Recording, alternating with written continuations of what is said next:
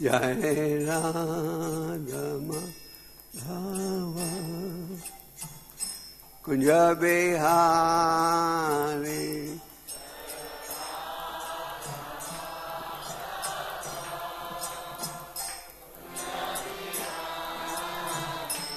Jai Radha Madhava Kunja Bihari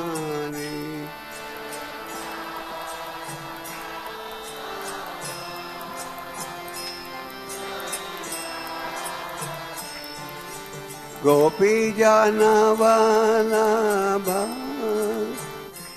Varadhari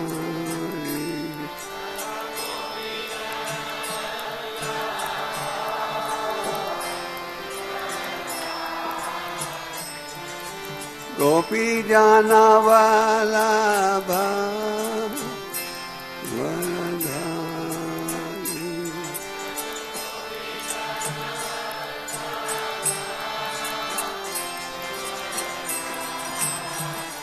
Jai Radha Madhava Kunja Bihari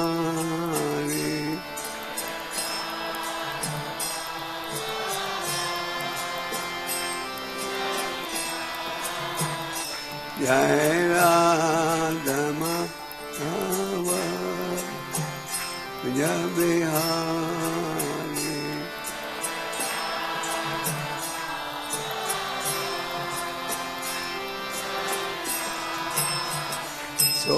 Sodanandana Braja Jana Ranjana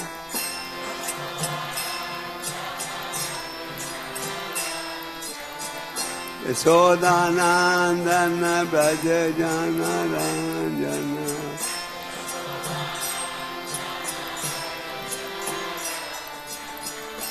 Jamna Tira Vanachari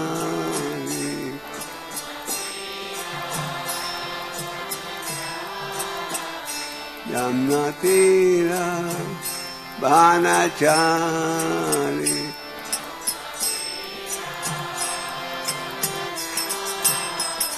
Jai Radha Madhava Kunja Bihari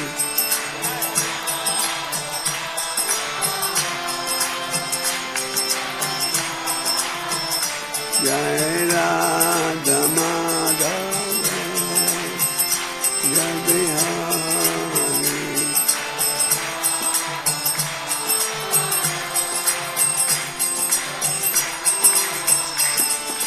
Gopi Jana Vallabha Varadhari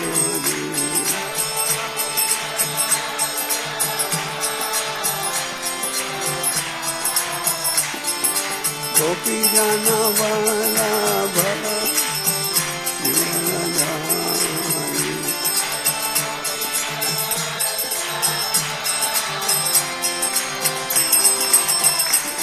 Sodanandana Braja Jana Ranjana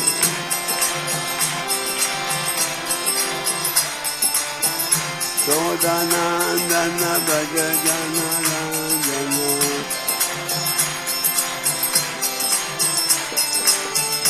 Jamna Tira Vanachari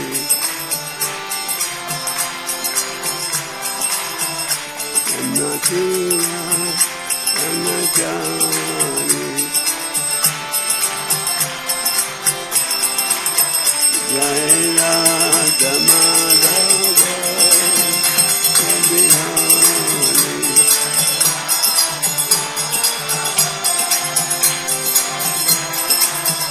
Jai Radha Madhava Kunja Bihari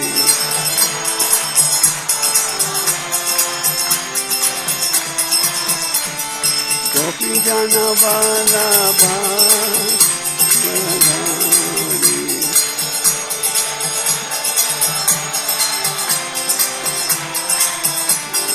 Gopi Jana Vallabha Varadhari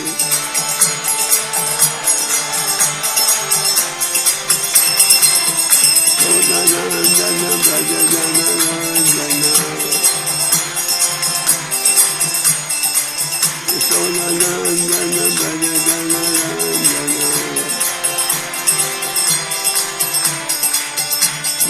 किया बनचारी यमुना किया बनचारी जय श्री कृष्ण चैतन्य प्रभु नित्यानंद श्री अद्वैत राधा शिवासादि गौर भक्तवृंद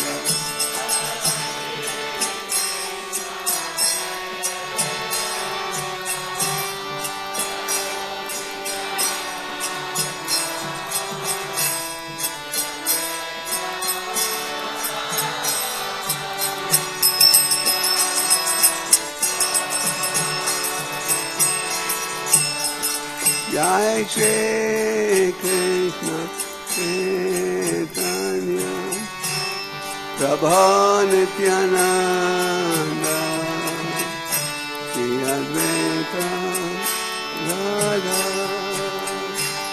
शिवासादि गौर भक्तवृंद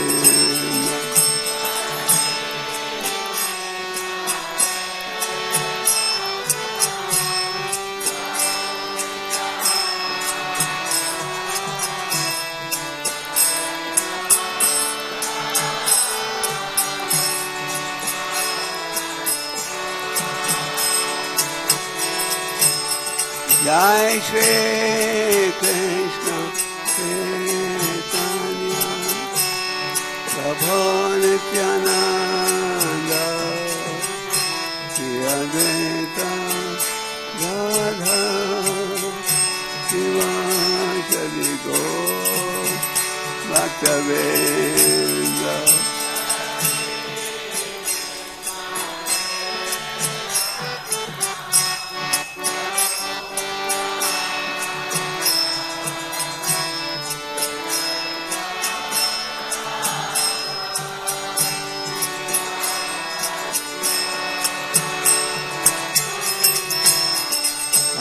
Krishna Krishna Krishna Hare Hare Hare Rama Rama Rama Hare Hare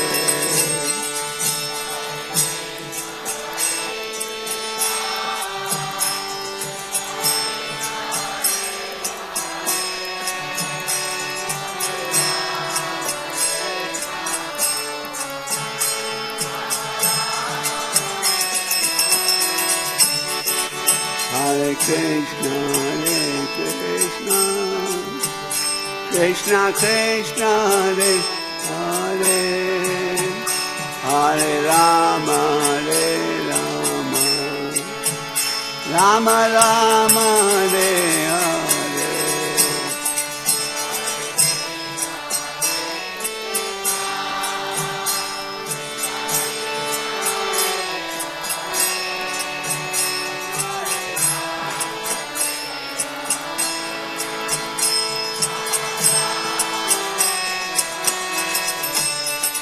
Hare Krishna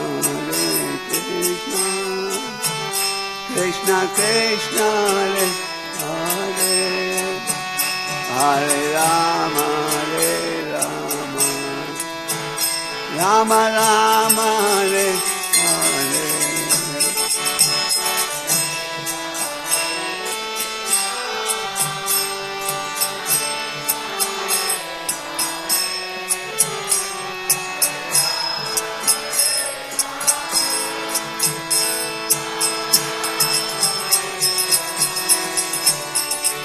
Hare Krishna Krishna Krishna Hare Hare Hare Rama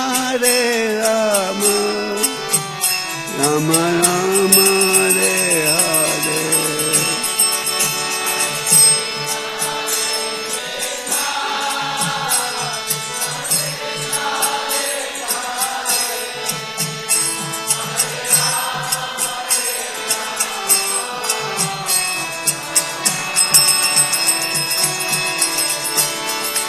Hare Krishna, Krishna Krishna, Hare Hare, Hare Rama, Rama Rama,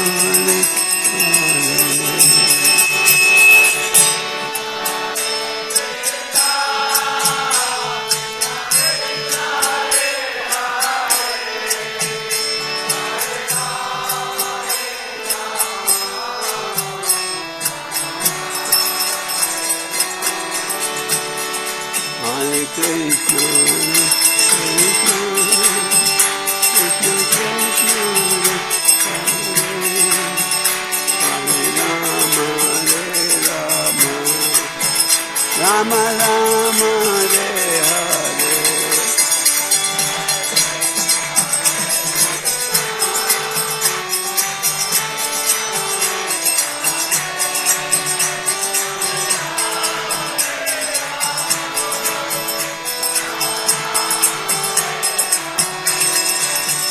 Hare Krishna,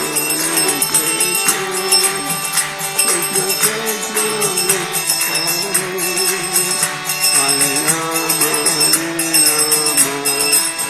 Rama Rama, Hare Hare.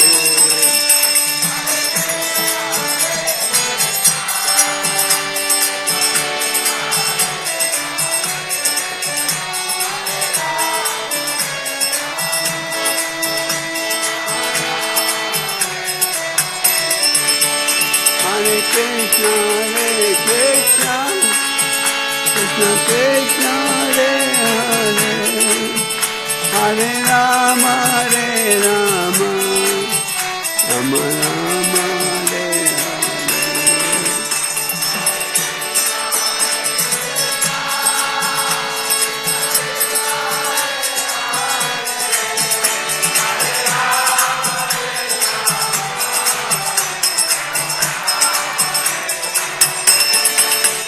Hare Krishna, Krishna Krishna, Hare Hare, Hare Rama, Rama Rama, Hare Hare.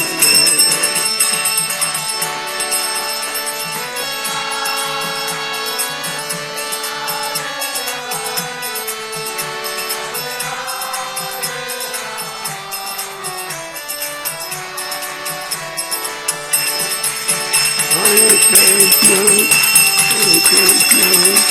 Krishna Krishna, Hare Rama,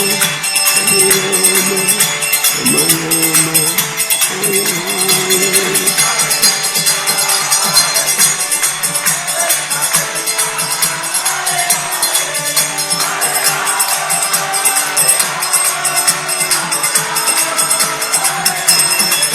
Hare Krishna, Krishna Krishna, Hare Rama, Rama Rama, Hare Hare.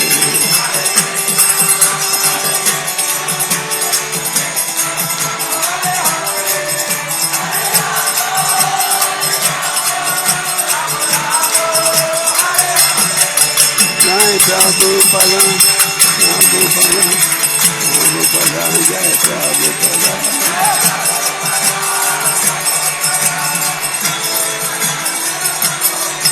Jai Gaurita, Jai Gaurita.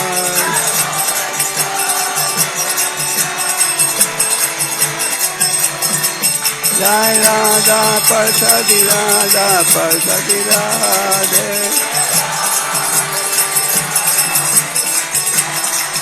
Jai Sita Ram Lakshmana, Sita Ram Lakshmana.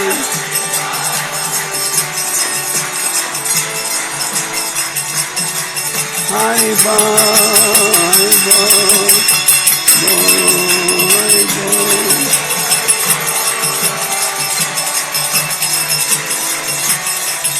Haribo, Haribo, Haribo, Haribo.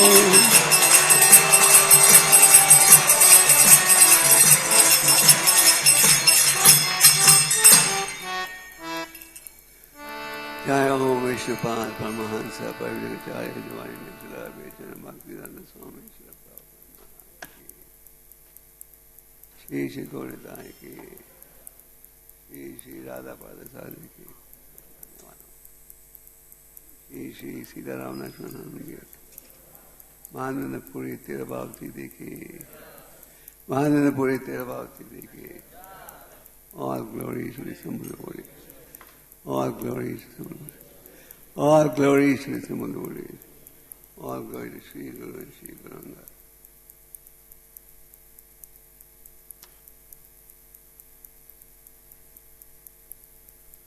Mix on that.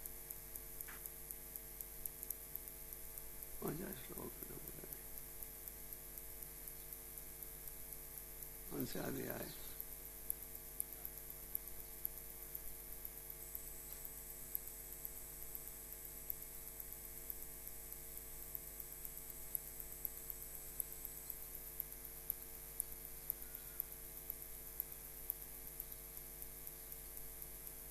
हरे कृष्णा सब भक्तों का हार्दिक स्वागत। आज बड़ा शुभ दिन है। क्या क्या दिन है आज? तिरुभावती दी। तो आज जो श्लोक हम पढ़ रहे हैं इसमें स्थापित होता है कि मानवपुरी को भगवान ने भेजा था उनके प्रकट होने से पहले। माधवा ईश्वरा पूरी सची जगन्नाथ अद्वैत आचार्य भगता आइले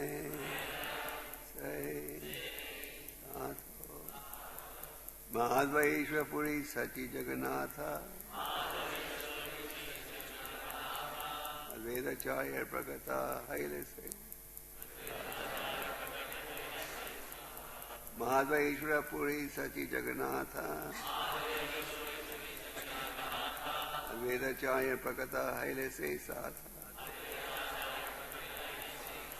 माधव ईश्वरपुरी सची जगन्नाथ वेदाचार्य प्रगता हाइले से साथ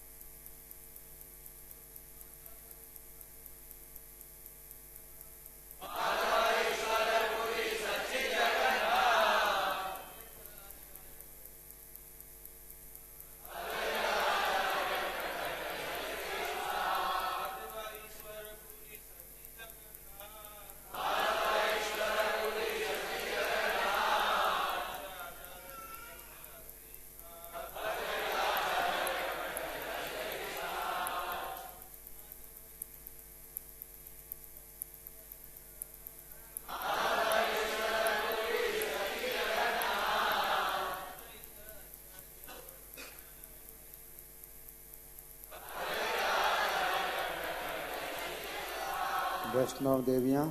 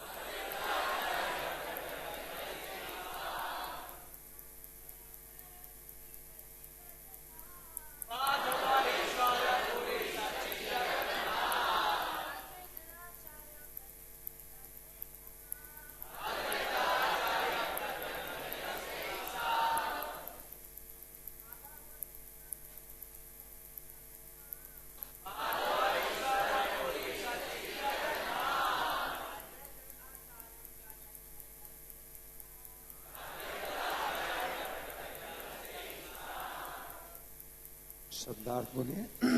माधवो माधवेंद्रपुरी, ईश्वरपुरी ईश्वरपुरी, सची सची माता, जगन्नाथ जगन्नाथ मिश्र, अद्वैत आचार्य अद्वैताचार्य, प्रकट प्रकट हैला हुए से यह साथ सहित। अनुवाद मेरे पीछे बोलिए। माधवेंद्रपुरी, ईश्वरपुरी, श्रीमती सची माता तथा श्रील जगन्नाथ मिश्र, ये सभी श्री अद्वैत आचार्य के साथ प्रकट हुए। तात्पर्य श्रील प्रभुपाद के द्वारा श्रील प्रभुपाद की। जब भी पूर्ण पुरुषोत्तम भगवान अपने मानव रूप में अवतरित होते हैं तो वे उसके पूर्व अपने भक्तों को भेज देते हैं जो उनके पिता, गुरु तथा संगियों के रूप में नाना प्रकार की भूमिका ग्रहण करते हैं। ऐसे महापुरुष पूर्ण पुरुषोत्तम भगवान के अवतरण के पूर्व प्रकट होते हैं। श्री कृष्ण चैतन्य महाप्रभु के आविर्भाव के पूर्व उनके भक्त श्री माधवेंद्रपुरी, उनके गुरु श्री ईश्वरपुरी, उनकी माता श्रीमती सची देवी, उनके पिता श्री जगन्नाथ मिश्र और श्री अद्वैताचार्य प्रकट हो चुके थे।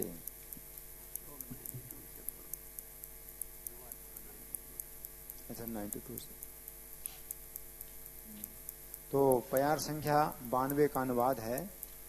अद्वैताचार्य गोस्वामी भक्त के रूप में भगवान के अवतार हैं। उनकी ऊंची गर्जना से ही कृष्ण अवतरित हुए थे। प्यार संख्या 93। जब भी श्री कृष्ण इस धरा पर अवतरित होना चाहते हैं तब सर्वप्रथम वे अपने पूज्य गुरु वर्गों को अवतरित कराते हैं। प्यार संख्या 94। इस प्रकार सर्वप्रथम पृथ्वी पर आदरणीय लोगों तथा उनके पिता, माता तथा गुरु का जन्म होता है। ओम ज्ञान तिमिरन्धस्य ज्ञानाञ्जना शलाकया चक्षुरुन्मिलितं येन तस्मै श्रीचैतन्य मनोवेशं स्थापितं येन भूतले स्वयं रूपा कदा तदा वन्देऽहं श्रीगुरु श्रीयुतापदकमलं श्रीगुरून् वैष्णवांश्च श्रीरूपं सरजतं सहगना साद्वैतं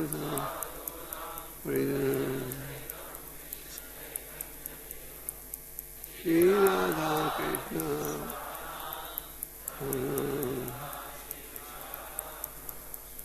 हे कृष्णा करुणा सिंधु दीनबंधु जगतपते गोपेश गोविंद।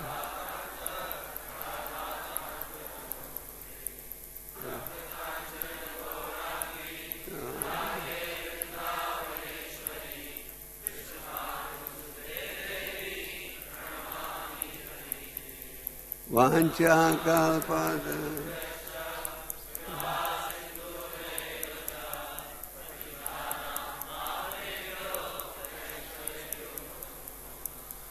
जय श्री कृष्ण चैतन्य प्रभु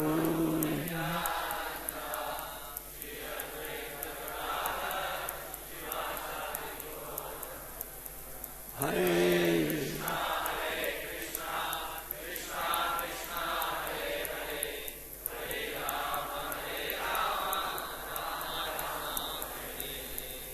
हरे कृष्णा। तो आज एक महान संत माधवेंद्रपुरी का 13 भाव तिथि है। तो हमने कई श्लोक पढ़े थे इस अध्याय से, जिनके द्वारा ये स्थापित किया जा रहा है कि माधवेंद्रपुरी को भगवान ने भेजा था उनके प्रकट होने से पहले। परम भगवान जब पृथ्वी पर प्रकट होते हैं तो उनके सनातन साथी साथ में प्रकट होते हैं, और भगवान की इच्छा थी प्रकट होने के लिए चैतन्य महाप्रभु के रूप में। अद्वैताचार्य जिन्हें महाविष्णु का अवतार माना जाता है, जो वो पृथ्वी पर थे, उन्होंने देखा जो वातावरण, उन्होंने देखा कि शुद्ध भक्ति में बहुत कम लोग रुचि ले रहे हैं, नाम की भक्ति है। अद्वैताचार्य की प्रार्थना थी कि भगवान आप स्वयं प्रकट हो जाओ पतितों का उद्धार करने के लिए। और अद्वैताचार्य, साउंड पहले ठीक था, अद्वैताचार्य और हरिदास ठाकुर तुलसी पत्ते को अर्पण करके लगातार निरंतर ये प्रार्थना कर रहे थे और स्वयं प्रकट हो। तो भगवान प्रकट होने से पहले उन्होंने अपने माता पिता को भेजा। भगवान के जो माता पिता हैं साधारण माता पिता नहीं होते, और जैसे आज के श्लोक में कहा गया है, भगवान ने माधवेंद्रपुरी, ईश्वरपुरी, सच्ची माता, जगन्नाथ मिश्रा, इन सबको पहले भेजा उनके प्रकट होने से पहले।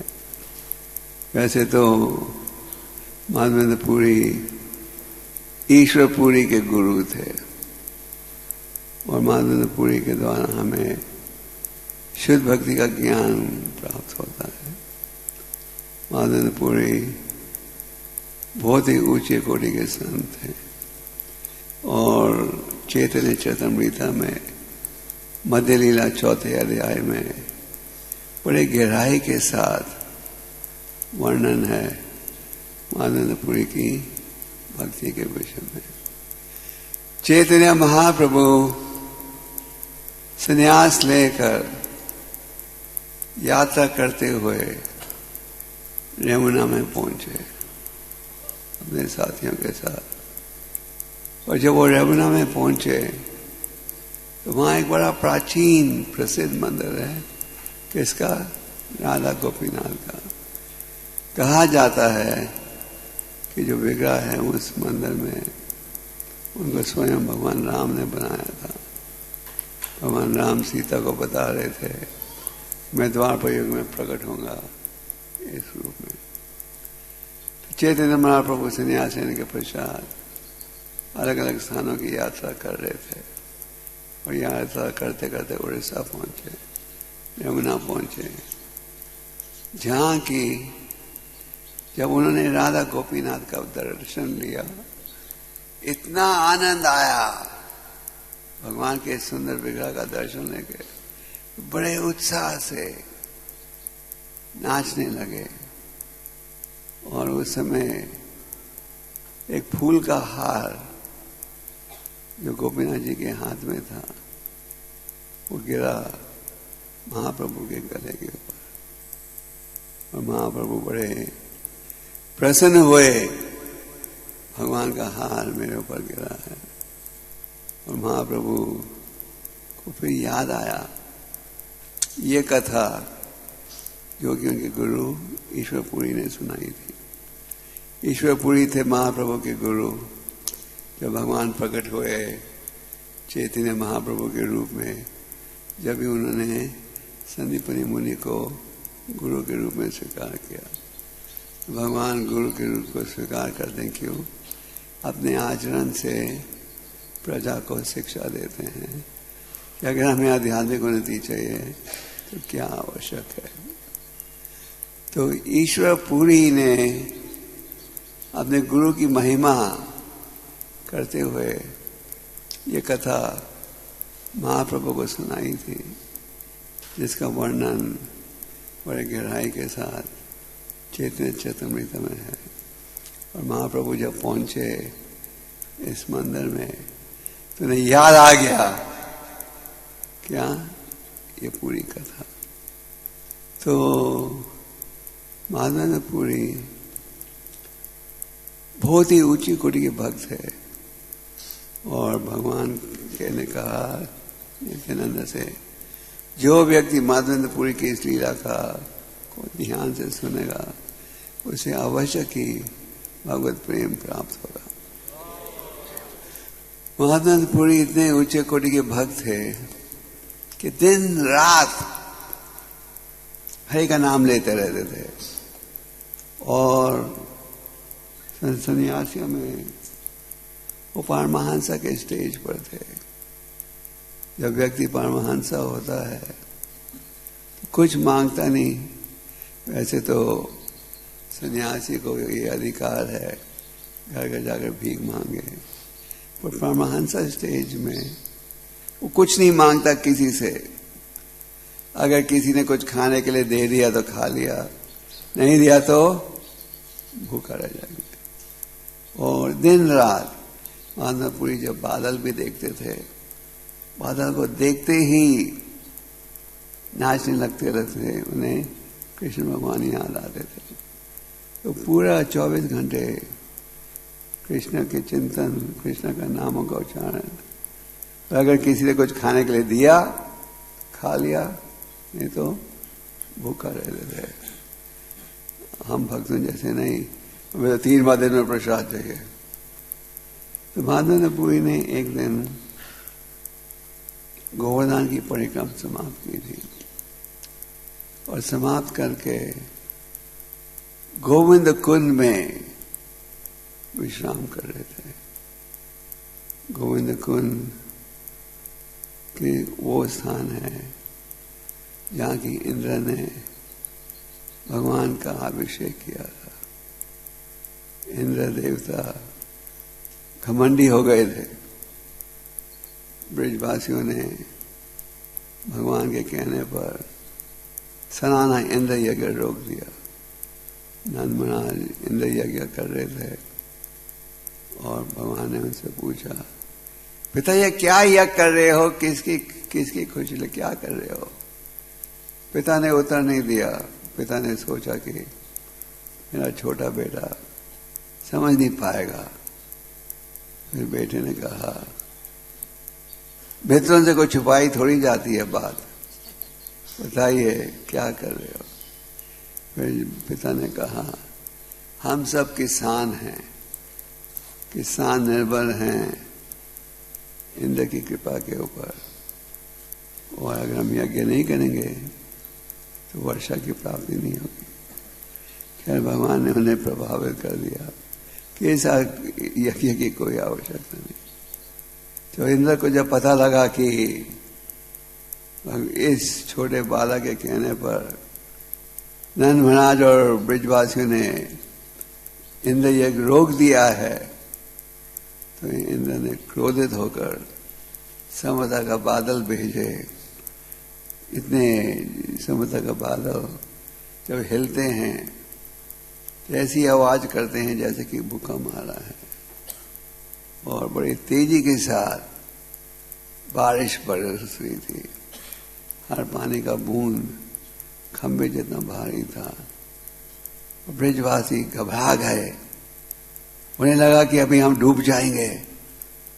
सबने देखा भगवान के चेहरे के प्रति, और भगवान ने क्या किया, गोवर्धन पर्वत को उठाया, छाता के रूप में ब्रिजवासियों की सुरक्षा करने के लिए। भक्त जो है सुख में और दुख में केवल भगवान का ध्यान करता है। अगर भौतिक सुख प्राप्त हो तो सोचता है कि ये भगवान की असीम कृपा है, मुझे इस वस्तु सुविधा का उपयोग करने दो भगवान की सेवा में। दुख की स्थिति में होता है तो सोचता है मुझे तो लाखों गुना और कष्ट भुगतना चाहिए था। भगवान की असीम कृपा से इतनी छोटी मात्रा में दुख आ रहा है। जब ब्रजवासी ने भगवान की तरफ देखा तो भगवान ने कहा चिंता मत करो, और गोवर्धन पर्वत को उठाया, बाएं हाथ की उंगली के नाखून के बल पर। सारे ब्रजवासी एक हफ्ते के लिए भगवान के चेहरे को देख रहे थे, इतने ध्यान से। उन्हें प्यास लगी ना भूख लगी। तो इंद्र ने देखा कि उनकी योजना सफल नहीं होगी। इंद्र ने फिर माफी मांगी और गोविंद कुंड में आकर भगवान के चरण धोए और अभिषेक किया। ब्रह्मा जी ने भगवान की पूजा की गोविंद कुंड में। तो माधवपुरी गोविंद कुंड में बैठे थे गोवर्धन परिक्रम करके, जबकि एक बहुत खूबसूरत बालक वहां पहुंचा, छोटे मटके में दूध लेकर। और बालक ने कहा लगता है तुम प्यासे हो, ये दूध में लाया हूं तुम्हारे लिए। माधवपुरी ने कहा तुम्हें कैसे पता कि मैं भूखा हूं और प्यासा हूं? तो इस बालक ने कहा मेरे गांव की औरतें कुएं की तरफ जा रही थी, उन्होंने आपके चेहरे को देखकर पहचान लिया कि आप भूखे और प्यासे हो। दूध पियो, मैं आता हूं गायों से दूध निकाल कर। माधवपुरी ने कभी इतना सुंदर बालक नहीं देखा था और इतना मधुर कंठ भी नहीं सुना था। माधवपुरी ने दूध पिया।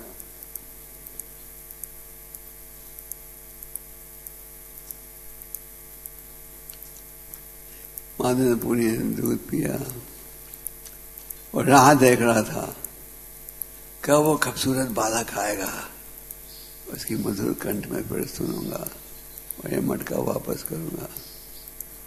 वो बालक लौटा ही नहीं और माधवपुरी को हल्की सी नींद आ गई। बालक सपने में माधवपुरी ने उसी बालक का दर्शन प्राप्त किया, उसी ग्वाले का। उस ग्वाले ने कहा हे माधवपुरी, मैं तुम्हारी भक्ति से बहुत ही प्रसन्न हूं और मुझे इस स्थान में, उस स्थान का वर्णन किया, झाड़ियों के नीचे छुपाया हुआ है, वहां मुझे बहुत गर्मी लग रही है, काफी देर से मुझे वहां छुपाया हुआ है, मुझे यहां से निकालो और मेरी स्थापना करो। मैं ये सेवा तुम्हें देना चाहता हूं। माधवपुरी ने जब सपने में देखा ये ग्वाला भगवान है था, एक तरफ से तो बड़े प्रसन्न हुए, भगवान का दर्शन मिला मुझे, मेरा क्या सौभाग्य है कि भगवान का दर्शन मुझे प्राप्त हुआ। दूसरी तरफ से उनके में शोक दुख था क्या दुख, मैंने भगवान से सेवा ले ली, भगवान ने मुझे दूध पिलाया, ये कैसे संभव है कि मैंने भगवान से सेवा ली। उत्तम स्थिति में भक्ति इच्छा ये रहती है कि वो केवल भगवान की सेवा करे और सेवा ले नहीं। भौतिक दृष्टि से हम सोचते हैं हाँ भक्ति करेंगे तो उसके बदले में ये सुख मिलना चाहिए, ये सुख मिलना चाहिए, ये सुविधा मिलनी चाहिए, ये सुविधा मिलनी चाहिए। पर जो उत्तम कोटि का भक्त है वो सोचता है न धनम न जनम न सौंदर्यम कामिता मां जगदीश कमाए मामा जमनी जन्मेश्वर है भक्त भक्ति है। ये भगवान हर जन्म में मुझे केवल शुद्ध भक्ति दो। भक्ति विनोद ठाकुर कहते हैं हे भगवान मुझे आप बेशक कीड़े के रूप में जन्म दो पर किसी शुद्ध भक्त के घर में। मानंदपुरी शर्मिंदा हुए कि उन्होंने भगवान के हाथों से सेवा ले ली। प्राचीन समय में महाप्रभु के समय भारत में मुसलमानों का शासन आरंभ हो गया था और कई प्रसिद्ध मंदिरों की मूर्तियों को रंजपुर उनके प्रतिनिधियों ने खींचकर नष्ट करवा दी थी। आजकल तो किसी मस्जिद में थोड़ा सा दुर्घटना बीते तो सारा समाज उनके विरोध में आ जाता है। और 500 साल पहले जितने मंदिरों पर हमला किया उसकी चर्चा कोई नहीं करता। तो कई प्रसिद्ध मंदिर खास करके औरंगजेब के समय नष्ट हो गए थे और कई मूर्तियों को उठाकर वृंदावन ले गए थे। इसलिए वृंदावन को माफ करना जयपुर ले गए थे और इसलिए जयपुर को गुप्त वृंदावन भी कहा जाता है। और कई स्थानों में मूर्तियों को छुपा दिया था जैसे ये गोपाल विग्रह। ये गोपाल विग्रह की स्थापना भक्तिनाथ ठाकुर जी के अनुसार वज्रा ने की थी जो भगवान का ग्रेट ग्रैंडसन था। लगभग 500 साल पूर्व लगभग। तो मानंदपुरी ने अगले दिन सुबह ब्रिजवासियों को बुलाकर कहा मुझे भगवान सपने में आए थे और भगवान ने कहा है कि गोपाल विग्रह झाड़ियों के नीचे छुपा हुआ है, उनके वहां से निकाल कर उनकी स्थापना करें। तो सबने कहा चलो देखते हैं। बड़ी बड़ी कैंची लेकर सबने झाड़ियों को काटा, खोदा और देखा कि वो ही गोपाल विग्रह जिसका वर्णन सपने में हुआ था वहां प्राप्त है। तो उनका गोपाल विग्रह का पूरा शरीर मिट्टी से भरा हुआ था क्योंकि काफी समय से वहां छुपे हुए थे। और वो मूर्ति इतनी भारी थी कि अनेक भक्तों को प्रयास करना पड़ा इस मूर्ति को उठाने के लिए, इतनी भारी मूर्ति थी। तो माधवेंद्रपुरी ने भक्तों के साथ ये निर्णय किया कि हमें इस गोपाल विग्रह की स्थापना करनी है। तो सारे ब्रिजवासी इस सेवा में जुड़ गए। माधवेंद्रपुरी ने महाअभिषेक की योजना की। वैसे तो जैसे आप जानते होंगे भगवान अपने आप को आर्चा विग्रह के रूप में प्रकट करते हैं।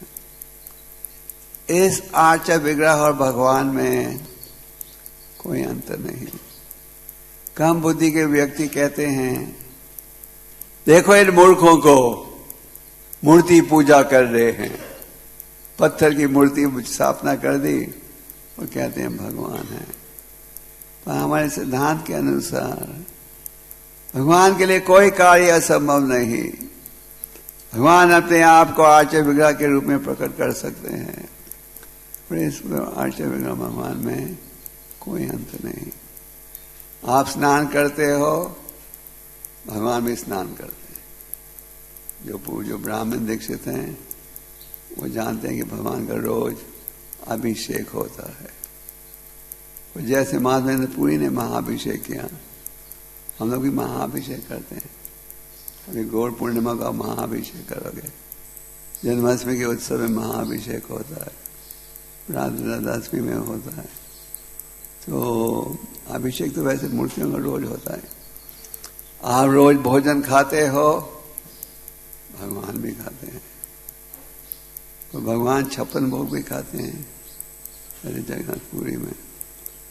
तो माधवेंद्रपुरी ने महाअभिषेक की योजना की, सारे ब्रजवासी जुड़ गए इस सेवा में। माधवेंद्रपुरी ने पहले पंचगव्य के साथ भगवान का स्नान किया। पंचगव्य में गिने जाते हैं दूध, दही, मक्खन इत्यादि, जो गाय से, गोबर, गाय का मूत्र। पहले भगवान का मसाज किया तेल के साथ, मसाज करके उनके शरीर में चमक आ गई। चमक आ गई तो जैसे आप लोग देखते हो भगवान का महाअभिषेक होता है, समाप्ति नहीं होता, कई बार 2-2 घंटे लगे। पहले यहाँ छोटा महाअभिषेक होता था, पर अभी कई सालों से हम लोग मायापुर स्टैंडर्ड का अभिषेक कर रहे हैं। तो पहले भगवान को मसाज किया माधवेंद्रपुरी के निर्देशन में, सब फिर मसाज करके पंचगव्य से उनको साफ किया, फिर पंचमृता के साथ, और फिर अनेक और सुविधाओं के साथ। इस प्रकार माधवेंद्रपुरी के निर्देशन में सारे ब्रजवासी जुड़े भगवान के महाअभिषेक में, और एक पत्थर को लेकर ऑल्टर बना दिया और एक और बड़े पत्थर को रखा पीछे, भगवान का विग्रह गिरे नहीं। और ये सारी योजना महाअभिषेक एक दिन में माधवेंद्रपुरी ने तैयार की। एक दिन में हम लोग जब मूर्ति स्थापना करते हैं मंदिरों में, हमें तो कई महीने लग जाते हैं तैयारी करने में। और ब्रजवासियों में इतना उत्साह था कि सारे ब्रजवासी जुड़े इस सेवा में। ब्रजवासियों के पास जो भी संपत्ति थी, आजकल तो हम संपत्ति मापते हैं, बैंक बैलेंस कितना है, घर की कोठी कहाँ है, कौन सी मोटर चला रहे हो, कितना सोना पहन रहे हो, ये सब देख कर है ना, हम कहते हैं धनी व्यक्ति होगा। पर माधव प्राचीन समय में लोगों के पास खेती थी और गायें। नंद महाराज के बाद 9 लाख गायें थी, सब सजी हुई। तो ब्रजवासियों ने अपनी सारी संपत्ति अर्पण कर दी, किसे? गोपाल को। और सारे ब्रजवासी अपने घरों में जो भी सुविधा थी, फल फूल वगैरह, सब कुछ लाकर गोपाल को दे दिया। आखिर भगवान है असली भोक्ता। इधर जैसे गीता में कहा गया है, भोक्ता नाम यज्ञ तपोसम सर्वलोक महेश्वर। भक्तों का ये भाव है, हर चीज के असली स्वामी हैं परम भगवान। इसलिए हमें सारी संपत्ति को समर्पण करना चाहिए भगवान की सेवा में। अगर इस विषय की चर्चा करें आज के वातावरण में, लोग मंदिर आना बंद कर देंगे, कहेंगे हमें तो इसका से कुछ लेना देना नहीं करना, ये तो हम तो सड़क में वो भिखारी बन जाएंगे। तो इसलिए हम लोग इस विषय की चर्चा नहीं करते। पर माधवपुरी के समय उनके संगत का ऐसा प्रभाव था कि सारे ब्रजवासी जो भी संपत्ति थी उनके पास उन्होंने सब गोपाल को दे दी। यह है साधु संघ का प्रभाव। इसलिए कहा गया है साधु संघ सर्वशास्त्र खाया, मात्र साधु संघ सर्वसिद्धि आया। और फिर भक्तों ने अनाकूट उत्सव की योजना बनाई। अनाकूट उत्सव गोवर्धन लीला में आप पढ़ते हो, और आप शायद यहाँ भी करते हो दिल्ली में, कि एक पहाड़ बनाया जाता है प्रसाद को लेकर।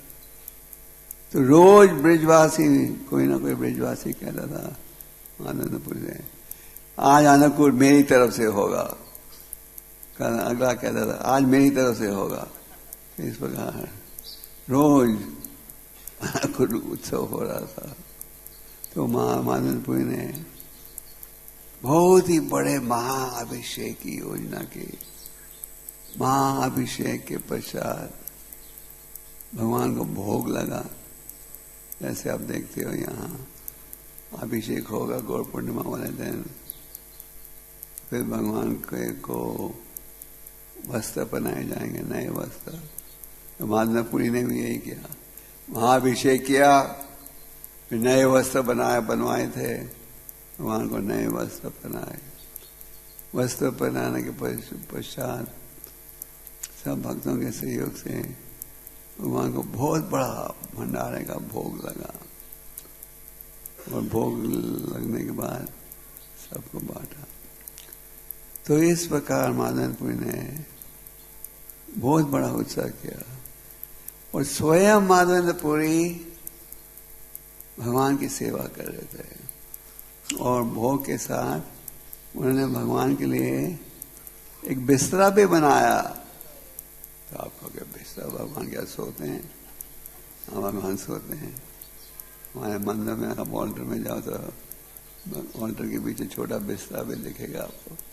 भगवान आप सोने जाते हो, भगवान भी सोते हैं रात को, और फिर सुबह पुजारी लोग जगाते हैं। तो माधवपुरी ने पलंग भी लाए, और बड़े उत्साह के साथ माधवपुरी खुद सेवा करते थे। खुद सारा दिन भगवान की आरती, भगवान का भोग, भगवान के लिए योजना करना, ये खिलाना, ये खिलाना, और भगवान को फिर सुलाते थे। और सुलाने के बाद खुद खाते थे। और माधवपुर की खुराक क्या थी? थोड़ा सा दूध बस और फल। सारा दिन कुछ नहीं खाते थे। ये भाव देखो, कुछ भी नहीं। गोपाल की सेवा, और रात को जैसे आपका मंदिर 9 बजे बंद होता है, तो भगवान को सुलाते सुलाते पुजारियों को 10 बज जाता है। तो माधवपुरी भगवान को सारा दिन आरती करते थे, अकेले भोग बनाते थे, और फिर रात को भगवान को सुलाने के बाद फिर थोड़ा सा दूध और फल खाते थे, और फिर सो जाते थे। तो इस प्रकार माधवपुरी ने अपने उदाहरण से ये प्रकट किया कि हमें पुजारियों का क्या भाव होना चाहिए। असल में ये माधवपुरी की कथा पुजारियों को बकायदा पढ़कर सुनाना चाहिए। ये माधवपुरी जो स्टैंडर्ड दिखा रहे थे। तो इस प्रकार माधवपुरी ने 2 साल के लिए स्वयं सेवा की। किसकी? गोपाल। 2 साल के पश्चात बंगाली ब्राह्मण आए थे वहां, उनको माधवपुरी ने दीक्षा दी, ब्राह्मण दीक्षा दी। जैसे हमने कहा था आरंभ में, चैतन्य महाप्रभु के गुरु थे ईश्वरपुरी। महाप्रभु ने क्यों गुरु स्वीकार किया? अपने उदाहरण से ये शिक्षा दी क्या भाव होना चाहिए और क्या आवश्यकता है भक्ति में आगे बढ़ने के लिए। तो इस वक्त माधवेंद्रपुरी की पूजा 2 साल चली। फिर 2 बंगाली ब्राह्मण आए थे। माधवेंद्रपुरी को फिर से एक सपना आया जिसमें भगवान ने कहा, हे माधवेंद्रपुरी, मैं तुम्हारी भक्ति से बहुत ही प्रसन्न हूं। तुमने बड़ा अच्छा महाअभिषेक का प्रबंध किया था और तुमने मुझे अच्छी तरह स्थापना की। गोपाल विग्रह की स्थापना के समय 900 लोटों में गोविंद कुंड से जलाया था, 900, और 100 लोटों से और जलाया था। बड़े उत्साह से उनकी सेवा की थी, स्थापना की थी, और बड़े उत्साह से उनकी रोज पूजा भी हो रही थी। सारे ब्रजवासी रोज इतना भंडारा लाते थे, किसी चीज की कमी नहीं थी। पर भगवान ने कहा, मेरी गर्मी कम हो गई है, तो मुझे अभी भी गर्मी लग रही है। मैं चाहता हूं कि तो मेरे लिए चंदन लेकर आओ, क्योंकि गर्मियों में चंदन लगाया जाता है भगवान के विग्रह पर। तो माधवेंद्रपुरी थे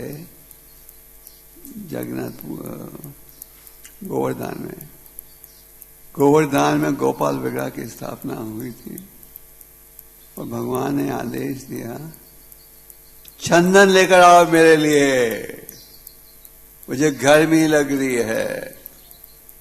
चंदन लेने के लिए उन्हें कहाँ आना पड़ा? जगन्नाथपुरी, उड़ीसा आना पड़ा।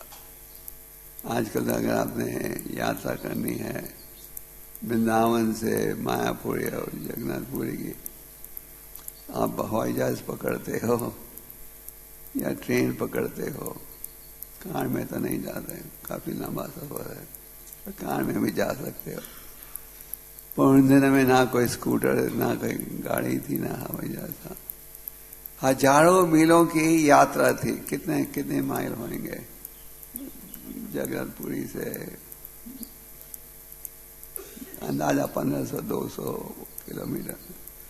तो अंदाजा माधवेंद्रपुरी की भक्ति देखो। भगवान ने उसे ऐसा आदेश दिया जो एक रूप से असंभव है। भगवान ने कहा, मैंने चंदन लेकर आओ, और ये चंदन लाने के लिए उन्हें उड़ीसा तक की योजना करनी थी। दूसरे शब्द में लगभग 1500 किलोमीटर, 200-2000 किलोमीटर की यात्रा थी। तो अपने गोपाल को प्रसन्न करने के लिए माधवेंद्रपुरी ने ये नहीं कहा, आप इतना मुश्किल कठिन आदेश दे रहे हो, मैं कैसे इतनी लंबी यात्रा करूंगा। आपको अगर ये आदेश दिया जाए 1500 मील की यात्रा करो राधा पड़ते शादी के लिए कुछ लाने के लिए, आप कहोगे पैदल तो नहीं होगा, हमें एयर कंडीशन गाड़ी चाहिए। तो माधवेंद्रपुरी 2 बंगाली ब्राह्मण आए थे, बंगाली भक्त, उन्हें शिक्षा दी, सिखाया कैसे गोपाल विग्रह की देखभाल करनी चाहिए। उनकी स्थापना की, उन्हें शिक्षा दी। उनके जिम्मेदारी में छोड़कर माधवेंद्रपुरी चले कहाँ? उड़ीसा की ओर, गोपाल विग्रह के लिए चंदन लाने लगे। चल इतनी लंबी योजना की, कई महीने लगे होंगे उन्हें इस योजना में। और तो हमारे में भी ये भाव होना चाहिए।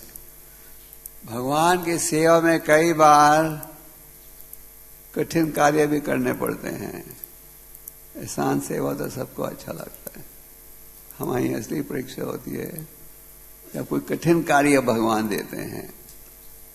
भगवान परीक्षा लेते हैं हमारी कि हमारे में कितना समर्पण करने की भावना है। हमको सांप की सेवा चाहिए या मजदूर की सेवा भी। तो ब्रह्मानंद पुरी का उदाहरण हमें भूलना नहीं चाहिए। भगवान ने कहा कि लाओ 2000 मील की यात्रा करके मेले चलना। ब्रह्मानंदपुरी तुरंत तैयार हो गए। तो ब्रह्मानंदपुरी चल जा पहुंच रहे थे जगन्नाथपुरी, ये था उनका लक्ष्य। फिर रास्ते में वो पहुंचे और रुके रेमुना मंदिर में। जैसे हमने आरंभ में कहा, ये क्या ऐतिहासिक मंदिर है। ब्रह्मानंदपुरी जब उस मंदिर में पहुंचे, उन्होंने सोचा ये प्राचीन मंदिर है, यहाँ के प्रसाद का बड़ा गुणगान सुना जाता है। 12 लोटों में, ग्लासों में रोज शाम को खीर भगवान को खिलाई जाती थी। और उस खीर का नाम क्या था? अमृत के लिए जो खीर स्वर्ग में बनती है, वैसा टेस्ट था। ब्रह्मानंदपुरी ने सोचा कि अगर मुझे यहां खीर चखने का मौका मिल जाए। पहले तो उन्होंने पुजारियों से पूछा, अब लोग क्या भोग अर्पण करते हो, क्या क्या खिलाते हो भगवान को। ये भावना थी कि ये ज्ञान प्राप्त करके अपने गोपाल विग्रह के लिए भी ऐसे बनाएंगे। तो ब्रह्मानंदपुरी ने पूछा, फिर उनके मन में ये भावना प्रकट हुई, अगर कोई मुझे ये खीर चखने को दे दे। क्योंकि ब्रह्मानंदपुरी तो कभी किसी से कुछ मांगते नहीं थे, वो परमानसा स्टेज में थे। परमानसा स्टेज में सन्यासी कुछ नहीं मांगता किसी से। तो ब्रह्मानंदपुरी ने सोचा कि अगर अपने मन में ही सोच रहे थे कि अगर मुझे कोई खीर चखने को दे दे तो मैं फिर लौट कर अपने गोपाल के लिए भी ऐसी सेवा कर सकूं।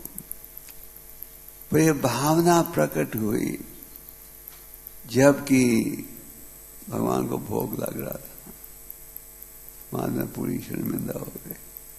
मेरे मन में ये इच्छा थी कि खीर चखूं, और चखे बिना ब्रह्मानंदपुरी मंदिर को छोड़कर बाजार में एकांत के स्थान में चले गए, जहाँ के भगवान का भजन कर रहे थे। हरे कृष्ण कृष्ण कृष्ण। ये महामंत्र का जाप करते थे ब्रह्मानंदपुरी दिन रात। भगवान को पता था उनके प्रिय भक्त की क्या इच्छा है। ईश्वर सर्वभूतानां हृदय से रजनते सदे। भगवान हरि के हृदय में विराजमान है। और जैसे आप फूल को सूंघ कर पहचान लेते हो कौन सी सुगंध है, भगवान हमारे हृदय में हमारे सब विचारों को सूंघ लेते हैं और उसके अनुसार हमें निर्देशन देते हैं। अगर हमारे मन में इच्छा है हमें शुद्ध भक्ति चाहिए, हमें शुद्ध भक्तों की संगत चाहिए, तो वैसी सुविधा मिल जाएगी। अगर आप भगवान देखते हैं हमें बनावटी धर्म चाहिए तो बनावटी गुरु के पास भेज देंगे। अगर हमारे मन में यह भाव है कि हमें धर्म चाहिए ही नहीं, केवल भौतिक सुख चाहिए, तो उस वातावरण में भी जन्म आजाद सुविधा उस वातावरण में हम पहुंच जाते हैं। सार्वस्य हम चाहे मेरे दिशा निविष्टो माता स्मृत ज्ञान अपमानम चला। मेरे द्वारा स्मरण की शक्ति आती है और मेरे द्वारा अपमान भूलने की शक्ति आती है। तो ब्रह्मानंदपुरी कुछ चखे बिना चले गए बाजार में। और क्या हुआ, भगवान ने उस पुजारी को सपने में कहा, मैंने खीर का प्याला छुपाया है पर्दे के पीछे। उस खीर के प्याले को लेकर बाजार में जाओ, जहां की एक महान संत भजन कर रहा होगा, संत का नाम है माधवेंद्र पुरी। पुजारी को विश्वास नहीं हुआ, भगवान ने खीर का प्याला चुरा कर छुपाया है, इम्पॉसिबल, असंभव। खैर स्नान किया, भगवान को जगाया। आप लोग तो 4:30 बजे आते हो मंगल आरती में, तो भगवान को जगाने के लिए पुजारी जी वहाँ 3:35 पर पहुंच जाते हैं भगवान को जगाने के लिए। तो माधवेंद्र पुरी ने अपने भगवान को जगाया और देखा, ओ ये तो सच है, वो खीर का प्याला था। पुजारी की कोई पहचान नहीं थी माधवेंद्र पुरी से। तो बाजार में गए इस प्याले के साथ, खीर के प्याले के साथ, चिल्लाने लगे, यहां माधवेंद्र पुरी नाम का कोई व्यक्ति है? जब माधवेंद्र पुरी ने अपना नाम सुना, कहा मैं हूं पुजारी ने कहा, तुम जानते नहीं तुम कितने भाग्यशाली हो। तुम्हारी खुशी के लिए गोपीनाथ ने खीर का प्याला चढ़ाया। पहले इस विग्रह का नाम था राधा गोपीनाथ। तो जब ये खीर का प्याला चुराया तो उसके बाद नाम बदल गया। क्या हो गया? ये राधा खीर चोर गोपीनाथ। ये वो गोपीनाथ है, ऐसे गोपीनाथ तो कई हैं, तो ये वो गोपीनाथ है जिसने खीर का प्याला चुराया था। हमारे टोरंटो मंदिर में विग्रह का नाम प्रभुपाद जी ने राधा खीर गोपीनाथ दिया था। तो माधवेंद्र पुरी बड़े प्रसन्न हुए। उनके नेत्रों में, शरीर में इतना आनंद महसूस हुआ जबकि वो खीर का प्याला, जबकि उन्होंने पुजारी के द्वारा पूरी कथा सुनी, खुशी में नाचने लगे। तो पुजारी को लगा अब मैं समझा क्यों भगवान ने ये खीर का प्याला चुराया। इस माधवेंद्र पुरी में इतनी गहरी भक्ति का भाव है, इतना गहरा आकर्षण है भगवान के प्रति। माधवेंद्र पुरी के मन में माधवेंद्र पुरी ने खीर का प्याला लिया, प्याले को छोटे छोटे टुकड़ों में तोड़ा और अपने धोती के साथ बांध दिया। रोज एक टुकड़े को चखते थे और खाते थे। तो माधवेंद्र पुरी के मन में भय, एक भाव का भय प्रकट हुआ। माधवेंद्र पुरी ने कहा, अगर लोगों को पता लगेगा कि मेरे लिए भगवान ने खीर का प्याला चुराया था, लोग मेरे पीछे दौड़ेंगे, मेरी प्रशंसा करेंगे।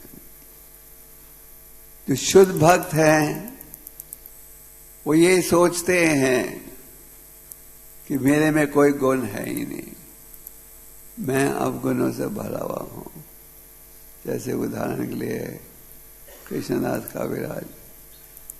काविराज ने कहा, मेरे में इतने अवगुण हैं कि मेरा नाम ही मत लो, मैं नाम भी लोगे तो तुम्हारे सारे गुण समाप्त हो जाएंगे। यही भाव था माधवेंद्र पुरी के मन में।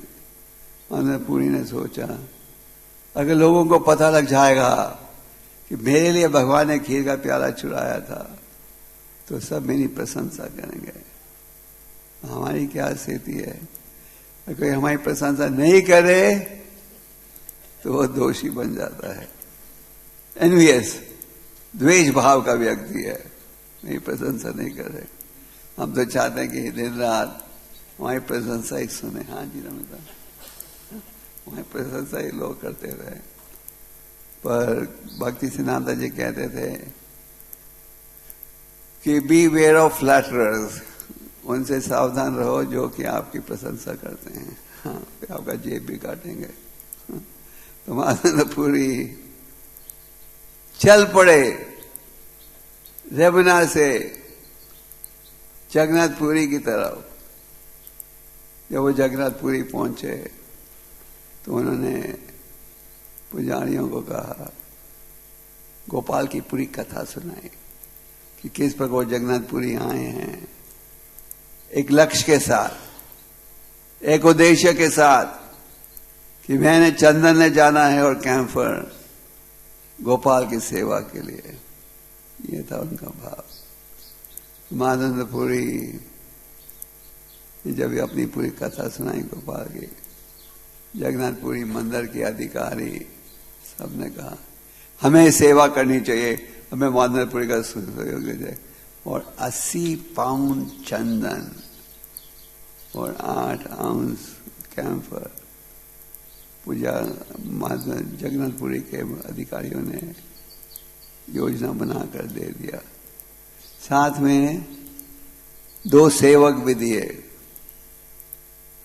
और साथ में एक पत्र भी दिया, क्योंकि उन दिनों में मुसलमानों का शासन था।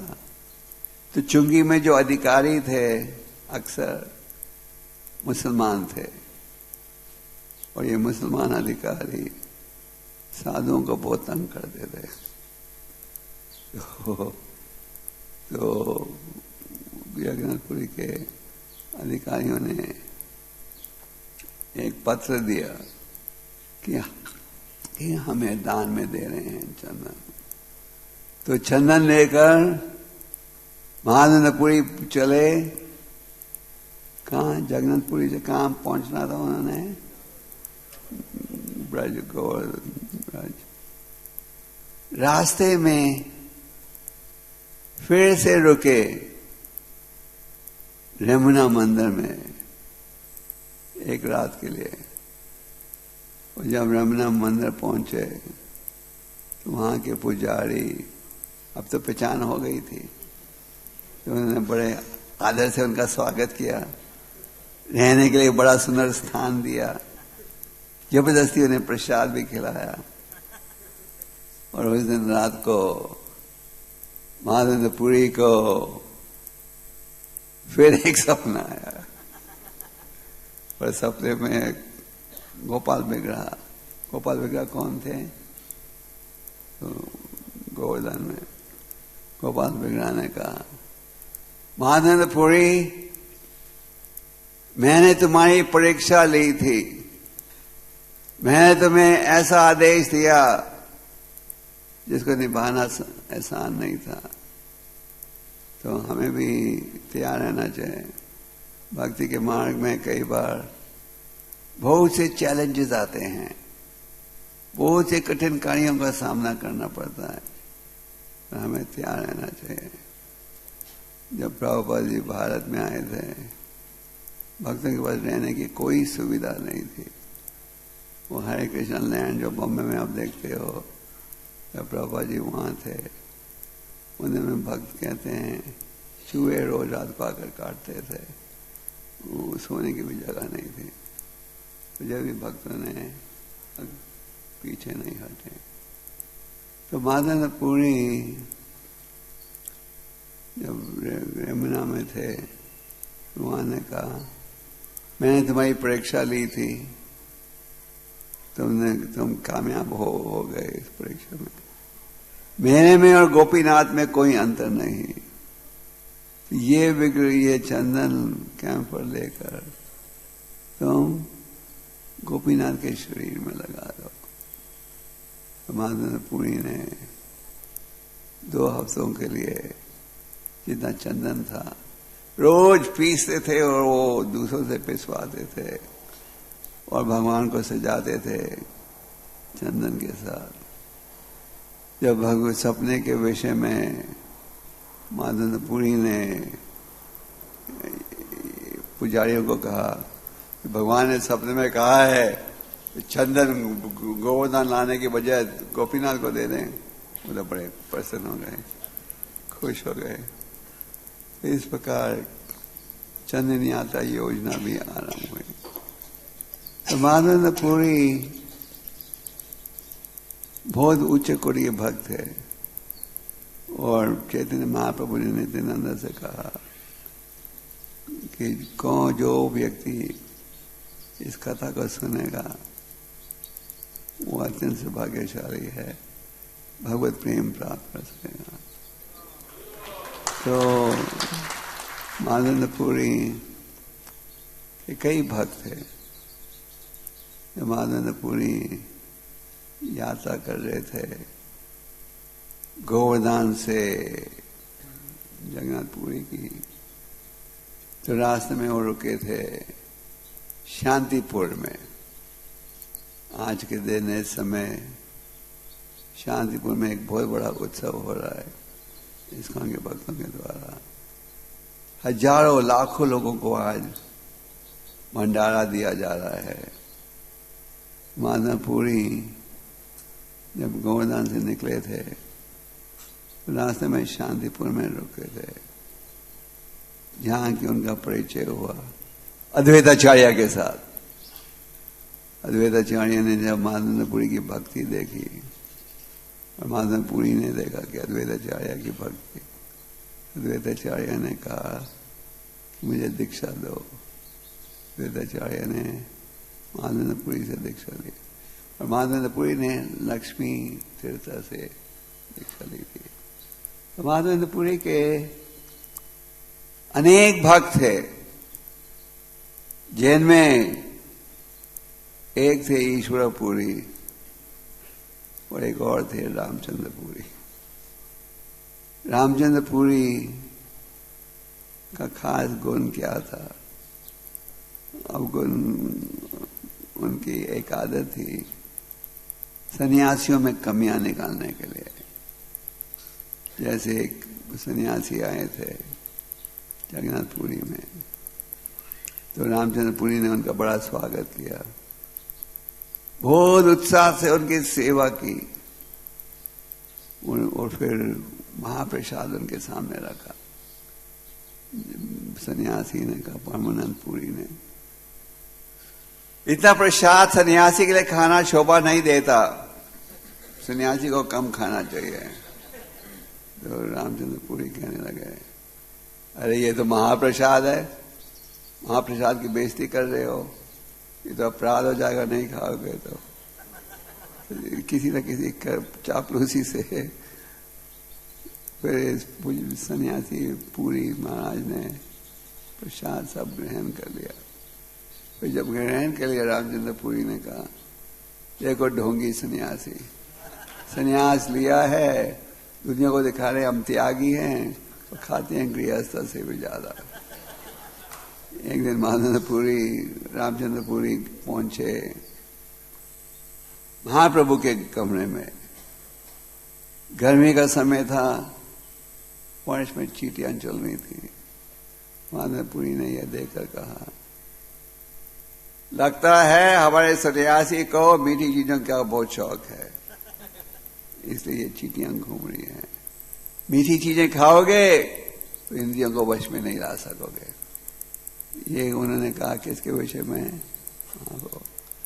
महाप्रभु ने कहा था कि सन्यासी के आचरण में बिल्कुल कलंक नहीं होना चाहिए। महाप्रभु ने उदाहरण दिया, एक सफेद चादर में अगर एक काला दाग हो तो दूर से भी वो काला दाग दिख जाएगा, है कि नहीं? महाप्रभु ने इतने गंभीरता के साथ इस आलोचना को लिया कि उन्होंने अपना खाना 3 गुना कम कर दिया, 4 गुना कम कर दिया। महाप्रभु के सेवक थे गोविंद इत्यादि बड़े क्रोधित हुए। किस पर? रामचंद्रपुरी पर। तो रामचंद्रपुरी भाई आदत पड़ गई थी सन्यासियों की निंदा करना, और महाप्रभु तो स्वयं भगवान थे, महाप्रभु को सदानंद। पर महाप्रभु का स्वभाव देखो, क्योंकि ईश्वरपुरी उनके गुरु थे, रामचंद्रपुरी ईश्वरपुरी के गुरु भाई थे और दोनों थे माधवेंद्रपुरी के शिष्य। जब भी महाप्रभु रामचंद्रपुरी को मिलते थे पहले उन्हें प्रणाम करते थे। महाप्रभु खुद प्रणाम करते थे, ये नहीं तो मेरी निंदा करे हुए प्रणाम नहीं करूंगा, और हमेशा उन्हें प्रणाम करते थे, ये स्थापित करने के लिए कि किस प्रकार आदर दिया जाता है। तो रामचंद्र पुरी की कमी क्या थी? नुक्स निकालने में बड़ी रुचि लेता था, खास करके सन्यासियों के विषय में। महाप्रभु में भी नुक्स निकाला। तो एक दिन वो बैठे थे अपने गुरु के साथ, माधवेंद्र पुरी के साथ। माधवेंद्र पुरी बड़े विनम्र भाव के भक्त थे।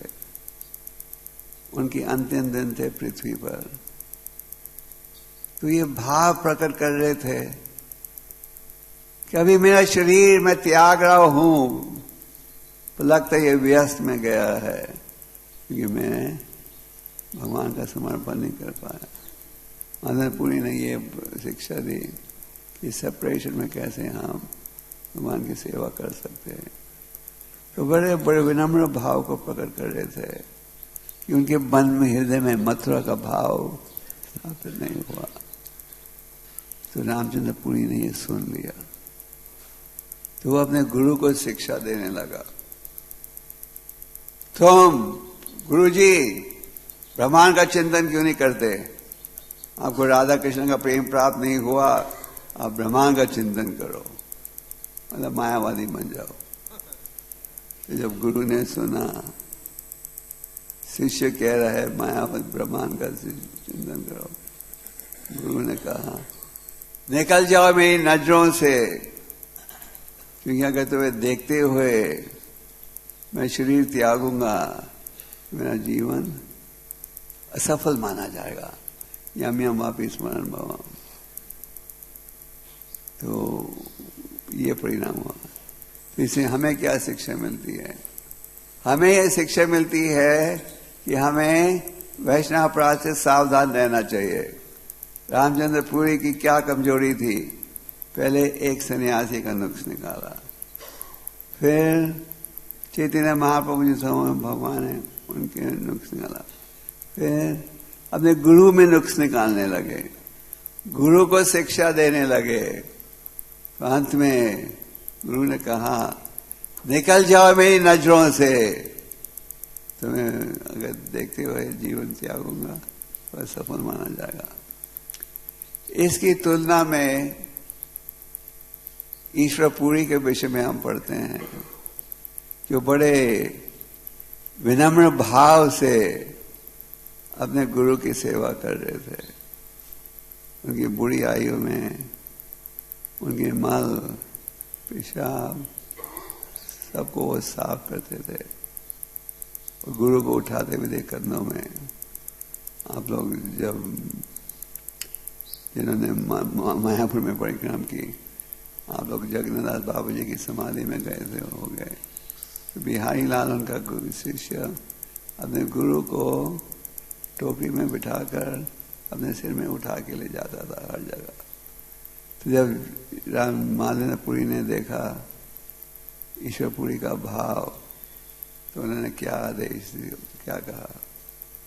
हे उनके गले लगाया, गले लगाकर कहा तुमने मेरी बड़ी सुंदर सेवा की है कि तुम्हारे माध्यम से सारे विश्व में कृष्णा प्रेम का संदेश फैलेगा, जो कि ईश्वर पुरी ने प्रचार किया। किसके माध्यम से? और श्रील प्रभुपाद के माध्यम से। प्रभुपाद जी कहते थे चैतन्य महाप्रभु ने पूरे भारत में तो हरिनाम का प्रचार किया, और विदेश में प्रचार करने की जिम्मेदारी मुझे दे दी। तो आज इस महान संत माधवेंद्र पुरी का तिरोभाव है। आविर्भाव और तिरोभाव। आविर्भाव है जबकि महान संत प्रकट होता है, और तिरोभाव है जब वो प्रकट होता है। तो माधवेंद्र पुरी भगवान के सनातन साथी हैं। जगन्नाथ मिश्रा भगवान के सनातन साथी हैं। सची माता भगवान के सनातन साथी। द्वैताचार्य वो भी सनातन आती हैं। हमें महानंदपुरी की लीला का स्मरण करना चाहिए। हमें ये प्रार्थना करनी चाहिए कि हमारे में भी वही भाव हो जो भाव उनमें था। उनके गुरु ने उन्हें भगवान ने सपने में ऐसा आदेश दिया था जो भौतिक दृष्टि से एक रूप से असंभव है। अगर आपको कहा जाए 2000 मील की यात्रा करो राधा पार्थसारथी के लिए घी लाने के लिए, आप शायद स्वीकार नहीं करो, पर वो तैयार हो गए थे। तो हम सब भक्ति में जुड़े हैं, चाहे आप नए भक्त हो या पुराने भक्त हो। हमें चैलेंजेस से डरना नहीं चाहिए, हमें कठिनाइयों से डरना नहीं चाहिए। हमें अगर किसी कार्य को प्राप्त करने के लिए अधिक से वो परिश्रम करना पड़े तो घबराना नहीं चाहिए। ये नहीं, हमें तो एहसान सेवा चाहिए।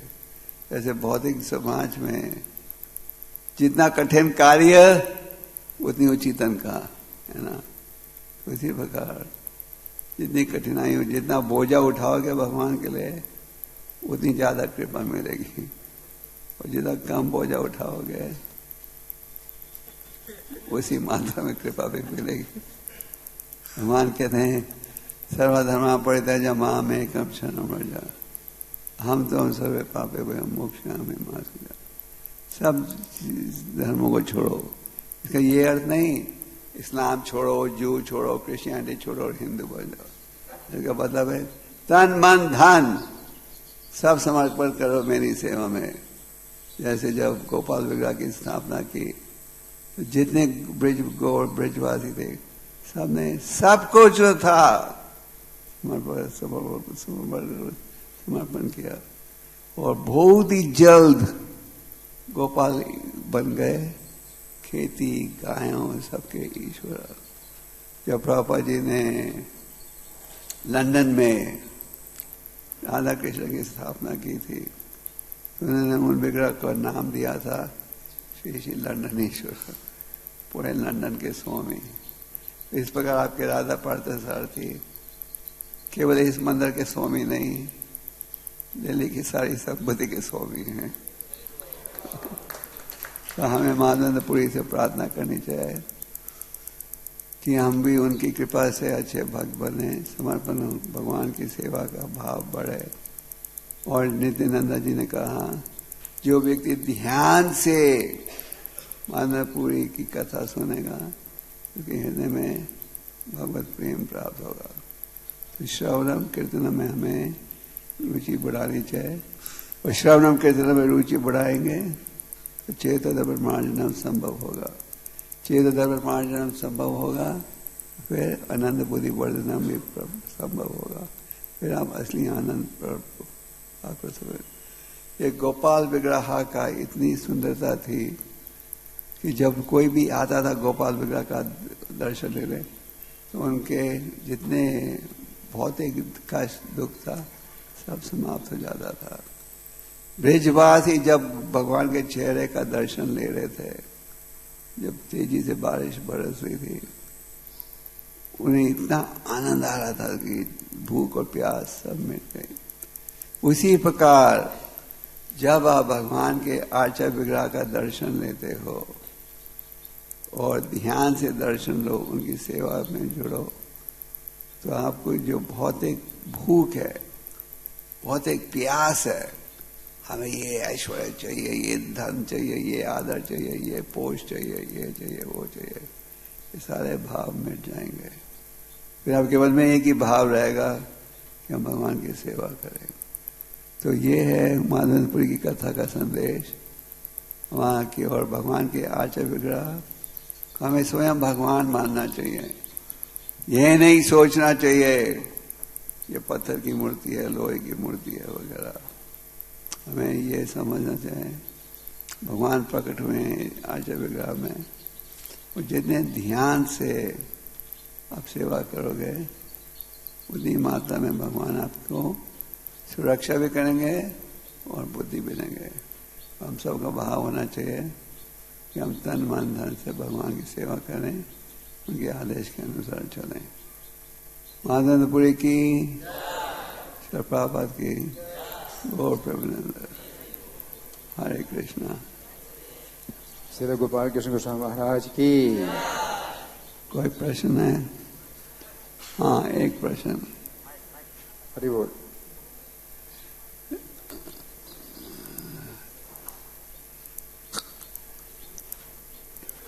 बस 2 मिनट और फिर सब उठ गए, देर हो रही है 10।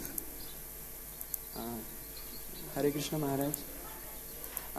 Thank you so much Maharaj for such a wonderful class. My question is, मेरा प्रश्न है कि जैसे आपने बताया था जब ब्रजवासियों को पता चला कि गोपाल जी हैं तो वो सब कुछ अपना भगवान को उन्होंने ऑफर किया, तो आपने टीचिंग दी थी कि हमें हैप्पीनेस में जो फैसिलिटीज मिलती हैं we should offer it to Krishna, और डिस्ट्रेस में याद रखना चाहिए कि प्रॉब्लम्स जो हैं भगवान ने कम करके दी हैं।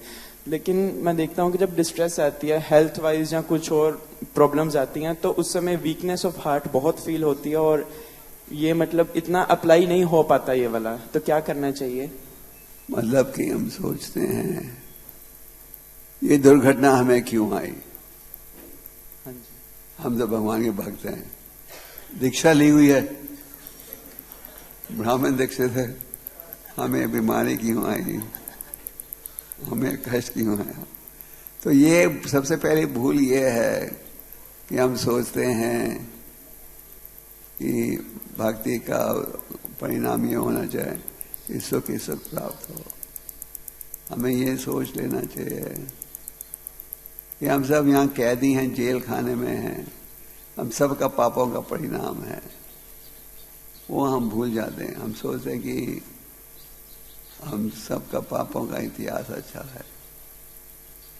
तो कुंती देवी जी की प्रार्थना जो थी, हे भगवान मेरी सब कष्टों को बढ़ाओ, क्यों विपादु संतुता सचवाद। जितने ज्यादा कष्ट आते हैं उतने ज्यादा मैं आपका स्मरण करती हूँ। जितना ज्यादा स्मरण करूंगी उतनी जल्दी ही मुझे जन्म मृत्यु के बंधन से छुटकारा मिलेगा। तो हमें सिद्धांत ये बात सच है कि जब कठिन स्थिति आती तो हम घबरा जाते हैं, हमारी भक्ति में कई बार विश्वास कम हो जाता है। तो ये है क्योंकि हम सोचते हैं भक्ति को हम भौतिक दृष्टि से देख रहे हैं, हमें आध्यात्मिक दृष्टि से देखना चाहिए। हमें भक्ति में इस भावना से नहीं जुड़ना चाहिए कि सारे कष्ट समाप्त हो जाएंगे और सुख ही सुख होगा। हम लोग तो ये बोलते भी नहीं लोगों को। कई गुरु महात्मा तो ऐसा आशीर्वाद देते हैं, कहते हैं कोई कष्ट नहीं आएगा। Okay, any more question? Yes.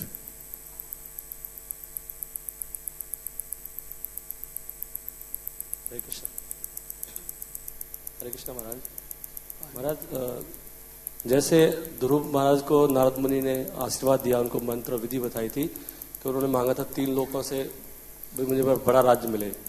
तो मैं कई बार सोचता हूँ कि ऐसे हमारे पास भी कुछ ऐसा अरेंजमेंट होना चाहिए कि हम 24 आवर्स भक्ति में लगे रहे और बहुत उत्साह के साथ में, और जो भी धन चाहिए घर चलाने के लिए, परिवार चलाने के लिए, वो ऑटोमेटिक आता रहे, हमें चिंता ना हो उसकी।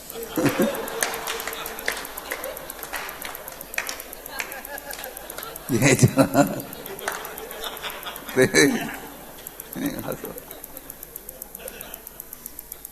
नहीं, प्रयास तो करना पड़ेगा। अगर आप गृहस्थ हो तो आपकी जिम्मेदारी बनती है कि आप गृहस्थ जीवन की लिए कमाओ। गृहस्थों के लिए 7वें स्कंद में बड़ा अच्छा उपदेश है। युधिष्ठिर महाराज ने नारद मुनि से पूछा था, ये बताइए कि हम जो गृहस्थ आश्रम में हैं, कैसे गृहस्थ आश्रम में रहते हुए शास्त्र आधारित जीवन को सफल बना सकते हैं। ये था उनका प्रश्न। तो नारद मुनि ने उत्तर में ये नहीं कहा तुम लोग 24 घंटे भजन करो और ऊपर से तुम्हारा पैसा आ जाएगा छत। नारद मुनि ने कहा साधु संगत में रहो, रोजी कमाओ और साधु संगत में रहकर श्रवण कीर्तन करो। तो स्पष्ट उन्होंने कहा अर्न लाइवलीहुड। तो अगर आप गृहस्थ आश्रम में हो तो कमाई का भी सोचना खुद पड़ेगा, सरकार नहीं सोचेगी। अगर सरकार सोचे तो अच्छी बात है, पर वो करेगी नहीं। हम ये भी नहीं कहते अब गृहस्थ आश्रम में हो तो सारी कमाई मंदिर में दो। हम ये कहते हैं, हालांकि रूपा गोस्वामी का उदाहरण है 50% का, ये कहते हैं जितना दे सकते दो, और भगवान की भी सेवा करो और घर भी चलाओ।